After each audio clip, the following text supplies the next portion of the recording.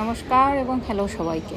Mini days with Krish and মাম্মির আরও একটি ভিডিওতে আপনাদের সবাইকে স্বাগত জানাই। আজকের এই ভিডিওটা এখান থেকেই শুরু করলাম, আর এই জায়গাটা হলো স্টকহোম। তো স্টকহোমে আজকের আমরা পুরোটা দিন কাটাবো, তাই ভাবলাম আপনাদের সবার সাথে একটু শেয়ার করি। যতটুকু পারবো ততটুকু শেয়ার করার চেষ্টা করব। সব কিছু হয়তো তুলে ধরতে পারবো না, নয়তো ভিডিওটা অনেক বড় হয়ে যাবে। তো প্রথমে আজকে আমরা যাব স্ক্যান্ডিনেভিয়ান মলে। তো স্ক্যান্ডিনেভিয়ান মলে যেতে হলে আমাদের আরেকটা স্টেশনে যেতে হবে, তো এখন আমরা ওইখানেই যাচ্ছি। তো প্রথমে এই অ্যাক্সিলেটর দিয়ে দেখুন কি হাইট এটার, সত্যি দেখেই ভয় লেগে যাচ্ছে, এত হাইট। তো স্টকহোমের মেইন সেন্টার থেকে একটু আউটস্কার্টে যেতে হয়, তো সেটার জন্য আমাদের সোলনা বলে একটা জায়গায় যেতে হবে। ওইখানে ওই স্ক্যান্ডিনেভিয়ান মলটা আছে। তো ওইখানে আমরা প্ল্যাটফর্মে একটু ওয়েট করছি। তত সময় কৃষের একটু খিদা লেগে গেল, তো ও একটু খেতে চাইছে, তো আমরা ওকে একটা কর্ভ বলে আর কি, ওটা দিলাম। তো ততক্ষণে আমাদের ট্রামও এসে গেল, আমরা এখান থেকে এই সোলনা জায়গাটাতে এসে পড়লাম। তো ওই যে দূরের বিল্ডিংটা দেখছেন, এটা পুরোটাই হচ্ছে এই স্ক্যান্ডিনেভিয়ান মলের জায়গা।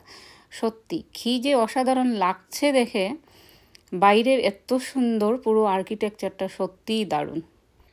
আর এখন যেহেতু সামার, তো মানুষের তো আর অভাব নেই, যেদিকেই যাবেন ওইদিকেই প্রচুর মানুষ। আর স্টকহোমে ভিজিটারের অভাব নেই, প্রচুর প্রচুর ভিজিটার হয় সামারে। কেন, ভিউটাও যেমন সুন্দর তেমন অনেক অ্যাক্টিভিটিও করা যায়। তো আজকের এই প্রথমের আমাদের শুরু হলো এই জায়গাটা দিয়ে, এখানে শেষ হলে তারপরে আরেকটু শহরটার অন্য অ্যাক্টিভিটি করার ইচ্ছা আছে, দেখি কি হয়, কতটুকু কী করা যায়। সঙ্গে বাচ্চা থাকলে যাই প্ল্যান করেন একটু এদিক ওদিক তো হয়েই যায়। অনেকটা কৃষের মুডের উপরেও ডিপেন্ড করে যে ও কী করতে চাইছে কি না। তো দেখি শুরু করা যায়। আর কথা বলতে বলতে মলের সামনে এসেই পড়লাম। কি দারুণ লাগছে মল দেখতে। মল কার না ভালো লাগে, সবারই পছন্দের জায়গা। আর তার মধ্যে এত সুন্দর মল হলে আমাদেরও এখানে ফার্স্ট টাইম আসা। তো ভিতরে গিয়ে দেখি কি আছে কি না। শুনেছি অনেক বিশাল মলটা, অনেকটা সময় লাগে এখানে ঘুরতে। আর এই মলটা স্ক্যান্ডিনেভিয়ানের ওয়ান অফ দ্য বেস্ট মল, যেখানে শুধু যে শপিং তা না, সঙ্গে অনেক অ্যাডভেঞ্চারও আছে। মলটা বিশাল বড়, তার ঠিক এক্সটেরিয়রটাও প্রচুর দারুণ। ভিতরে ঢুকেই এই জায়গাটা দেখে সত্যি মন ভরে গেল। যেমন শুনেছিলাম তেমনই সুন্দর, তাই ভাবলাম আপনাদের সাথেও একটু শেয়ার করি। তো এই মলটা বিশাল বড়, এখানে মোটামুটি 200টার উপরে শপস আছে, প্লাস 20-র উপরে রেস্টুরেন্ট আছে। মানে shopping mall, dining plus entertainment সব একই জায়গায় পাওয়া যায়। তো প্রথমে একটু বলি, স্ক্যান্ডিনেভিয়ান হলো যে উত্তর ইউরোপের অঞ্চলগুলো। সাধারণভাবে এতে সুইডেন, ডেনমার্ক আর নরওয়েকে বোঝানো হয়। অনেক সময় ফিনল্যান্ড আর আইসল্যান্ডকেও যোগ করা হয়, কিন্তু মেইনলি 3টা দেশই, যেমন সেটা হলো নরওয়ে, ডেনমার্ক আর সুইডেন। আমাদের একটু পরেই আসছে। এখানে কৃষির প্রশ্নের আর শেষ হচ্ছে না। সেটার মেইন রিজন হলো যে এটা একটা শপিং মল, আর যেটা ওর একটুকু পছন্দ না। তাই বারবার আমাকে জিজ্ঞেস করছে ও স্টকহোম সেন্টারে ফিরে যাবে, তো ট্রেন কখন আসবে। তো যাই হোক, খুব বেশি কেনাকাটা মনে হয় না হবে, কেন ছোট মানুষ সঙ্গে থাকলে সত্যিই বেশ সেটা বিশাল বড় ব্যাপার হয়ে যায়। এই মলটা দেখতে দেখতে যতই সামনের দিকে এগিয়ে যাচ্ছি ততই মনে হচ্ছে আরও সুন্দর লাগছে। ভাবি যে একটু ঘুরে। আর আমি যেহেতু ফার্স্ট টাইম আসলাম, তাই হয়তো আরও একটু বেশিই ভালো লাগছে আমার। তো যাই হোক, কৃষকে নিয়ে খুব বেশি কেনাকাটা হচ্ছেই না, কেন কিডস প্লে জোন সেকশনটা ওর পছন্দ হলো না, ওইখানে ও খেলবে না। তো আর কি করব, মলটাই ঘুরে দেখি। এই মলে কোন ধরনের ব্র্যান্ডের শপ নেই সেটাই ভাবছি। তো যাই হোক, এইখানে শপিং করার লিস্ট কিন্তু দ্বিগুণ হয়ে যাবে। যাই লিস্ট করে ঘর থেকে আনেন তার দ্বিগুণ তো হবেই। হ্যাঁ, এইখানের অনেক জিনিসেরই বা কাপড়ের দাম অনেকটাই বেশি, কিন্তু এগুলো সত্যিই এত কোয়ালিটি ভালো থাকে যেগুলো একেবারে ওয়ার্দি কিনা। যেমন এই ম্যাঙ্গো বলি বা জারা, এগুলোর বাচ্চাদের যে রেগুলার আউটফিট হয় ওগুলো কিনলে সত্যিই খুব ভালো হয়। আর এগুলোর কালারও যায় না, আর অনেক দিন বাচ্চারা পরতেও পারে। এই যে আমি এত ব্র্যান্ডের নাম বলছি, এগুলো কিন্তু আমারও আগে জানা ছিল না। কিছুটা হলো জানা আমার মেয়ের দৌলতে, আর কিছুটা বলতে পারি এই দেশ বিদেশে ঘুরতে ঘুরতে অনেক কিছুই জানলাম। এই মলটা যে খুব বেশি পুরনো তা কিন্তু না, এটা 2015-এ বুঝি ইনোগ্রেট হয়েছিল। আর দোকান তো প্রচুরই এখানে, প্রায় 200টার উপরে, আর প্রতিটা ব্র্যান্ডেরও দোকান। এই যে এটাও আমার একটা খুব পছন্দের ব্র্যান্ড, মাইকেল কর্স, সত্যি দারুণ সুন্দর লাগে। সবটি জিনিস একটু কস্টলি কিন্তু ভীষণই সুন্দর।